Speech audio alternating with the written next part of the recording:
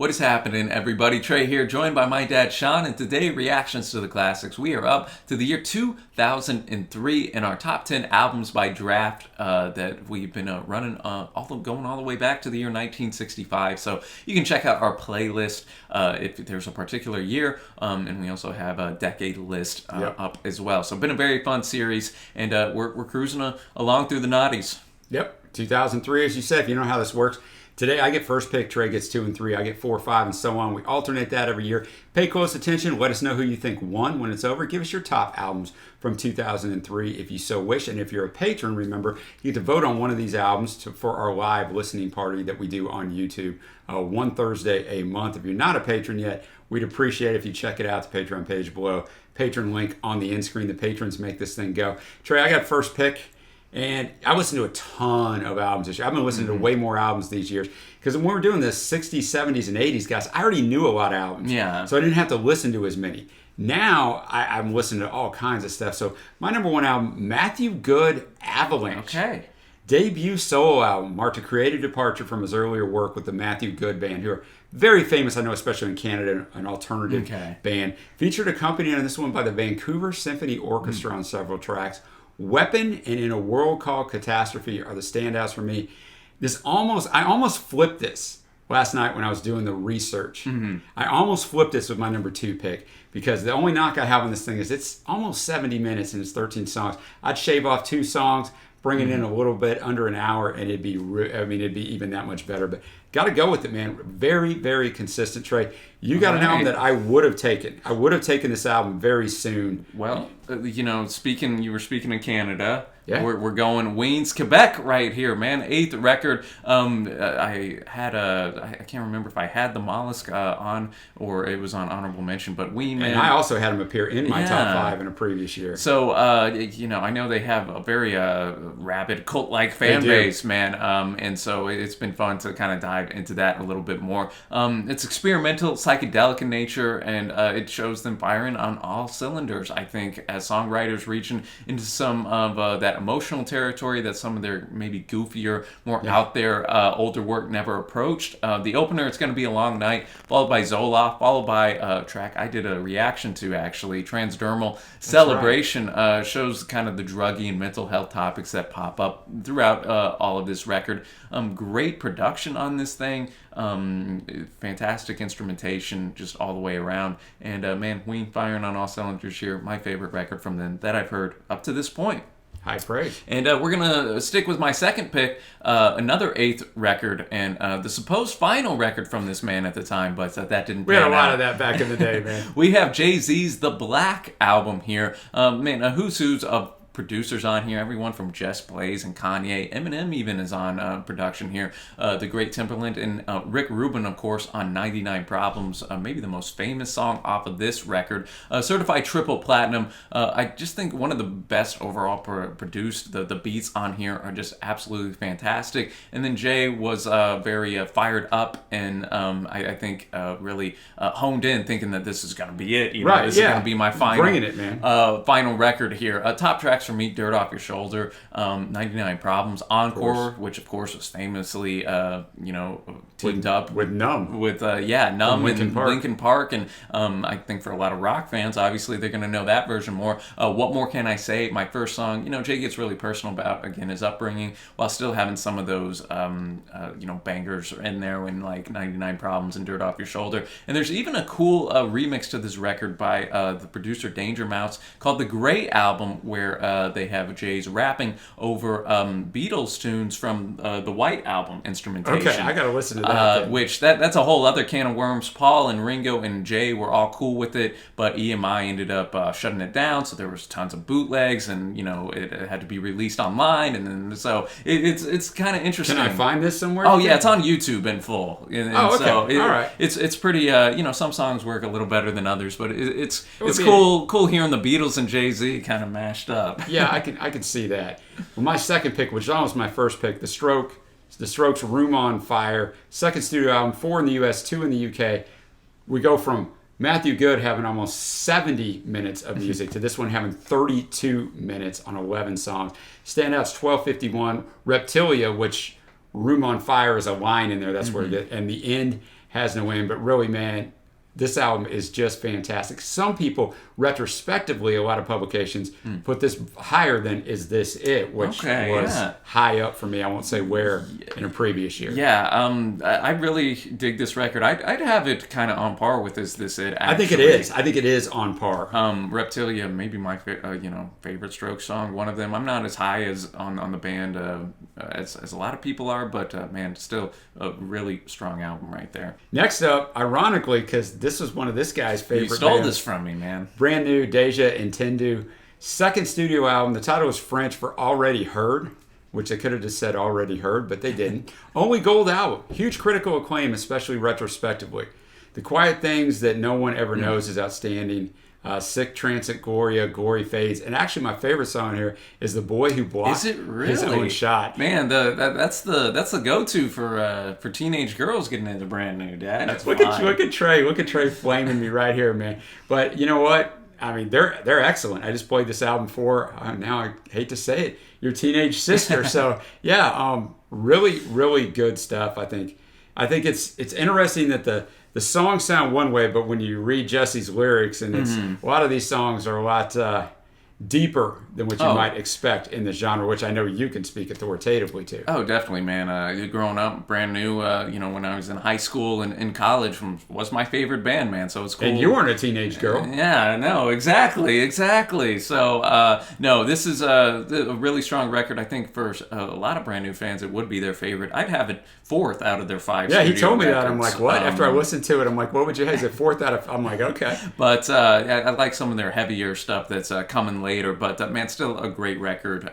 So I'm glad you had this on here. A lot of critics consider it one of the best emo records of all time. And they're right, man. They're definitely right. So now I'm switching over, going to a titan of an album. You were talking about 70 minutes. Don't be... This album is, yeah. Don't be scared of Outcast, though. Speaker Box / The Love Below, their 5th record, clocks in at over 2 hours long. Why not? And at this point, Outcast didn't have anything to prove.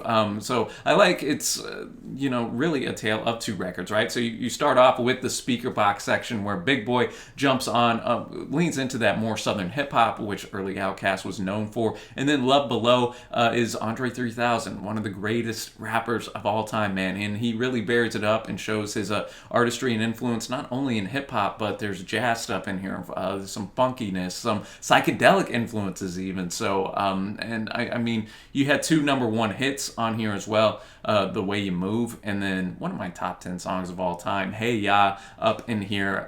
This spent 7 non-consecutive weeks at the top of the chart, certified diamond, and is one of 2, not that I place a lot of stock in the Grammys, but it's one of 2 hip-hop albums, along with The Miseducation of Lauryn Hill, to actually win the Album of the Year at the Grammys.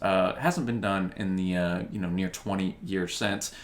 Roses, Ghetto Music, Pink and Blue, A Day in the Life of Benjamin Andre, all highlights, but I'm sure there's something for everybody on this record. Now, you were 7 years old when this came out during the summer of this year, if memory serves me right. And so you can't quite remember, like, this thing was so culturally significant because you had a bunch of, white people that look like me going around singing this. Like, this put them, like... Oh, well, I remember cruising in the great Lubbock, Texas, hearing this on the old F-150. And we also actually cruised here where we live right now in Frisco, Texas, when we were visiting here. I remember driving around, listening and singing Hey Ya. Too bad we don't have video of that, right? Dude, no, man. But, yeah, definitely a cultural mark of this year for sure. Now, this next album is... You had 2 albums that you picked that would have been on mine, and this one I really wanted, but you got it right before I could snag it. All right, well, we got the 7th album here from Songs Ohio. We have the Magnolia Electric Company, which kind of gets a little weird because then the Magnolia Electric Company also became just an effort from Jason Molina. So. Now, I will tell you this before you finish on this album. This album is miscategorized to the Magnolia. You'll see the Magnolia Electric Company by the Magnolia. That's not true. This was the last album by Songs Ohio, and then he adopted this. Yeah, and we just recently did a song battle featuring We songs. did. So I gotta admit, Jason Molina and his work was not on my radar, but neither. man, I'm glad it is because what a fantastic singer-songwriter he is. Definitely has some of that kind of Americana, alt country type of guitar tones and instrumentation. Farewell Transmission, John Henry's Split My Heart show just the introspective nature that Molina has, and the great Steve Albini produced this as well. So go check that out if you're a big fan of strong lyricism. Yeah, excellent. Now, for me, my fourth pick, Cat Power, You Were Free, Chan Marshall's sixth studio album, guest appearances by Dave Grohl and Eddie Vedder. Took a year to record because she's doing it. She's touring around, and then they're finding these studios, and she's running into studios in all these different places, which I think kind of gives it a unique sound. She recorded over 40 songs for it. Highlights are I Don't Blame You and He Wore a Face, but the whole thing is so good. Didn't really know much about Cat Power, but this album is fantastic. And my last pick, also an absolutely fantastic album, Death Cab for Cutie, Transatlanticism, a word that Ben Gibbard made up, by the way. Fourth studio album, concept album exploring the theme of a long-distance romance. Ben penned all the lyrics. They're somber, focused on the need to be loved. It's not something you're going to spin when you want to feel uplifted. It's got a lot of ambiance, instrumental sparseness as an extension of the theme of kind of long distance and feeling down. And Chris Wawa, the band's guitarist, produced the album as he had all the others.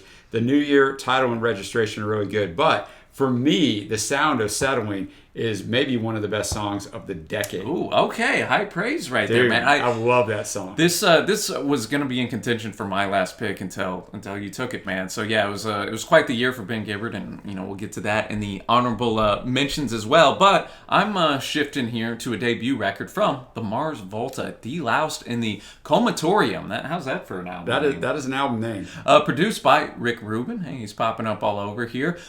Cedric, who is the lead singer and also is of At the Drive-In fame, which they appeared in one of my earlier lists here. A great post-hardcore band. We shipped that kind of more harder post-hardcore type of sound to a little bit more prog rock right here. He made this a concept album to tale of the Serpent Taxed, a man who was in a week-long coma after he OD'd on morphine. Very enigmatic lyrics. I don't even get really what's going on in this whole record. Nope. But I think that's part of the charm, and the instrumentation is enough alone for it to get on my list.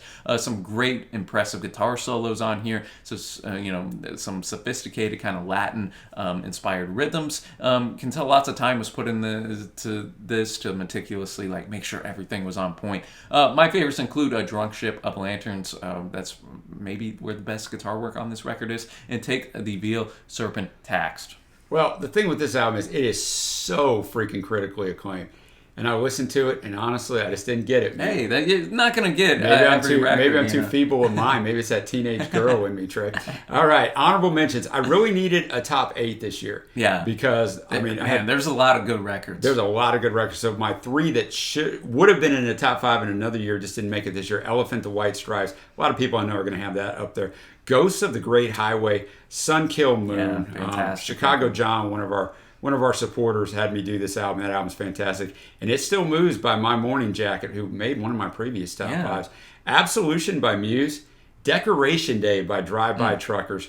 Reconstruction Site by The Weaker Than. Lesser Matters by the Radio Department. Highly recommend that. Someday by Granddaddy, who were in one of my previous lists. Electric Version by the New Pornographers, who were also one of my previous lists. Soul Journey by Jillian Welsh. Sad Songs for Dirty Lovers, United States, The National. Not quite up to their later work. Not quite there yet. You got to go there to come back. Stereophonics. And Sleeping with Ghosts by Placebo. A lot of good stuff. They also made one of my previous lists. Dude, no, I like that list there. You didn't think I was ever going to let you talk, huh? I had so many. Another one for me, man, which I really wanted to put this on because this thing holds up so well. Full of absolute bangers. We have 50 Cent's Get Rich or Die Trying. Almost sold 1 million week 1. Man, that's back when it was done different, man. Them records flying off the shelves. Speaking of Ben Gibbard earlier, he also came out with the only record from kind of his indie-tronica group, the Postal Service, Give Up. I know a very cult-like following there, and he even said himself that, man, I've never been more kind of creative than 2003 when this came out, along with the Death Cab release. And you have Mount Erie from the Microphones. Man, this one not one you're gonna just put on and enjoy, sit back on a Friday night or whatever. A very heavy record, a bit of a concept of a guy who's born and then goes up a mountain and encounters death. And of course, later on, Phil, the lead singer of the Microphones, would pen under the Mount Erie type of name as well. Little Songs Ohio stuff in there. Radiohead's Hail to the Thief, a very solid release from them. Didn't feel it, but Victor Vaughn's Vaudeville Villain, the great MF Doom, rest in peace. And then Amy Winehouse's debut of Frank really impressed me as well. So that does it for us. Let us know who you got coming out on top of this draft. Yet again, man, a lot of really solid stuff, I think, in a variety of genres, and it's, for sure, it's interesting to see how this decade is panning out. You can definitely find something you like in there's all kinds of genres. I've been finding a lot of really good music. Maybe not great music, but really good music, and it's definitely here. So I look forward to 2004. Yeah, definitely. So be sure to hit that big like and subscribe so you don't miss out on any future videos. And until next time, thanks for watching, happy listening, and we will see you.